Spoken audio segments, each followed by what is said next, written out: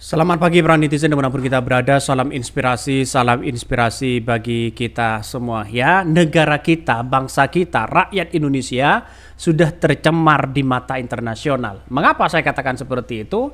Putusan MK soal Gibran jadi aib Indonesia di mata internasional. Ini catatan Komite HAM PBB begitu kan. Ini tidak hanya gejolak di tubuh di tubuh partai, di tubuh konstitusi begitu kan ya.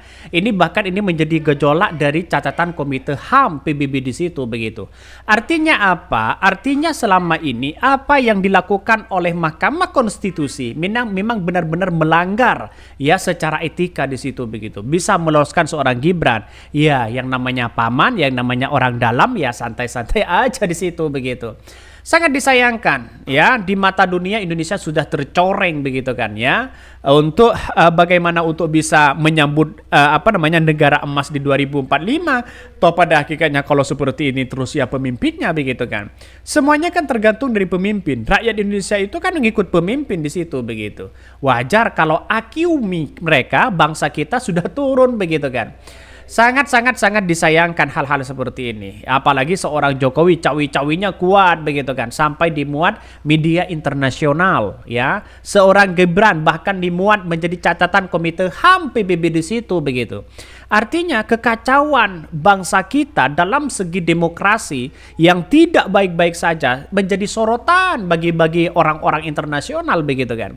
Sangat disayangkan. Maka dengan adanya seperti itu begitu kan ya, masih ada yang kemudian mengatakan bahwa wah ini bagus, kemudian ini bagus dan sebagainya, padahal ya mereka salah begitu kan.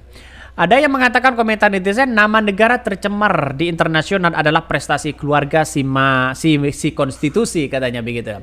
Mukidi menghalalkan segala cara demi anak dan kroninya. Terus apa dikira keluarga apa ini katanya begitu. Ini komentar-komentar dari netizen.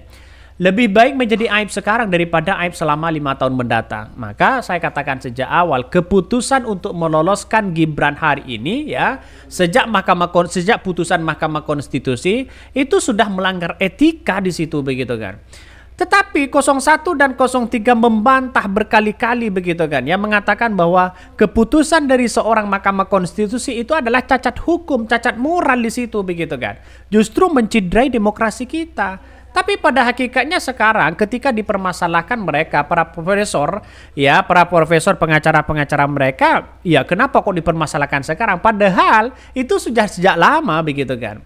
Maka akibatnya banyak kritikan-kritikan dari Refri Harun terkait dengan konstitusi kita begitu kan. Saya pribadi begini ya analisisnya. Saya tidak permasalahkan masalah soal Prabowo begitu kan. Saya tidak mempermasalahkan soal ini soal itu, tapi mempermasalahkan bagaimana konstitusi yang ada selama ini bisa meloloskan dari seorang Gibran walaupun bersifat mutlak keputusan dari MK dan sebagainya kan, mereka paman begitu kan. Ada kaitannya pastinya di situ begitu kan. Keberpihakan pasti ada di situ begitu. Maka sampai hari ini menjadi spekulasi begitu kan. Ya, MK menjadi tercoreng juga di kancah internasional begitu. Saya kira ini akan menjadi catatan penting kepada demokrasi kita di tahun 2029 nanti ya, semakin brutal pemilu ini begitu. Apa-apa bisa jadi ya dipreteli sana sini. Dan sekarang kita lihat saja Jakarta katanya begitu dalam undang-undang pemilihan gubernur akan ditunjuk oleh seorang presiden.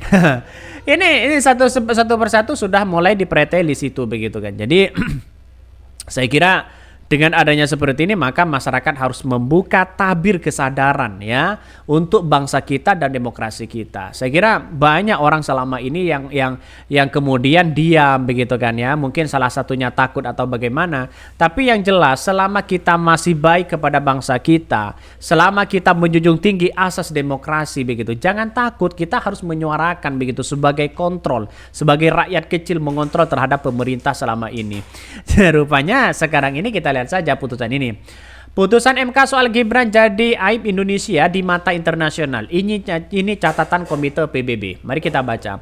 Pelaksana pemilu di 2024 di Indonesia terus mendapatkan sorotan tajam Komite Hak Asasi Manusia Perserikatan Bangsa-Bangsa atau PBB atau CCPR dalam publikasi Komite HAM PBB yang berisi temuan terhadap sejumlah negara dalam mengimplementasikan Konvensi Internasional tentang Hak-Hak Sipil dan Politik. Komite mengungkapkan kekhawatiran mereka atas dugaan adanya pengaruh yang tidak semestinya terhadap pelaksana pemilu di 2008. Menariknya, Indonesia mendapat sorotan tajam. PBB mengkritisi keputusan Mahkamah Konstitusi menurunkan batas usia minimum calon presiden dan wakil presiden yang menguntungkan putra presiden Joko Widodo Gibran Rakabuming Raka. Dan ini menjadi trending begitu di media sosial begitu. Bayangkan, keputusan MK disorot, ya cawi-cawi Jokowi disorot, semuanya disorot begitu. Ada apa? Demi sebuah kekuasaan, demi sebuah ambisi mereka. Saya kira di negara demokrasi tidak adalah ambisi untuk menjadi posisi tertinggi di situ begitu. Kenapa? Karena kita adalah menganut sistem demokrasi. Demokrasi itu siapa yang layak, siapa yang dipercaya oleh rakyat, itulah mereka menjadi pemimpin. Jadi kita lihat saja pemimpin juga ya di situ harus punya terobosan baru, gagasan baru, bukan itu aja di situ begitu kan. Bagaimana untuk bisa bersaing ya secara teknologi kalau toh pemikiran dan gagasan dari seorang pemimpin yang itu aja begitu kan. Jadi saya kira masyarakat Indonesia harus membuka tabir kecerdasan di situ begitu kan ya untuk melihat fenomena yang terjadi selama ini. Maka mereka juga meminta pemerintah Indonesia memastikan tempat pemungutan suara dapat diakses mudah dan bebas pengaruh yang tidak semestinya dari pejabat tinggi. Maka sebelumnya anggota Komite HAM PBB Borsiwali atau Nadia juga mempertanyakan netralitas Presiden Joko Widodo dan pencalonan Gibran Rakabuming Raka dalam Pilpres 2024. Pertanyaan itu disampaikan pada sidang Komite HAM PBB CCR di Geneva, Swiss ya. Nadia melontarkan sejumlah pertanyaan terkait jaminan hak politik dan warga negara Indonesia dalam pemilu di 2024. Ini juga menjadi tanggung jawab di situ begitu kan. Tidak hanya dimiliki oleh hanya segelintir orang saja di situ begitu. Ya sama aja menjadi negara monarki, sistemnya adalah demokrasi ya, tapi prakteknya di dalam secara monarki. Ya, itu menurut saya pribadi tidak konsen dengan demokrasi kita begitu kan. Dalam artian ya pemilu kita oke lah secara demokrasi, tapi di dalamnya prakteknya ada intimidasi, ada dugaan-dugaan kecurangan, ada semuanya dipreteli, ada kemudian diberikan uang dan sebagainya. Nah inilah yang kemudian menjadi cikal bakal pembuktian di Mahkamah Konstitusi benar nggak dengan spekulasi seperti itu begitu. Saya kira inilah yang menjadi catatan penting kepada siapapun di situ begitu untuk mengungkap tabir-tabir kepalsuan, tabir-tabir kebohongan ya, tabir-tabir dugaan-dugaan kecurangan yang ada selama ini. Kita harus ungkap. Ya, saya hanya mengatakan kalau MK benar-benar memutuskan sesuai dengan bukti, silahkan ya, masyarakat akan menunggu ini semua begitu kan. Semoga saja gugatan dari Anies Baswedan dan Ganjar dikabulkan di situ. Mungkin itu yang kami sampaikan ya, tonton terus channel Hodari Podcast Rakyat ini karena ada berita-berita menarik dan viral setiap harinya. Salam para netizen, salam inspirasi bagi kita semua. Jangan lupa di subscribe channel YouTube Hodari Podcast Rakyat ini.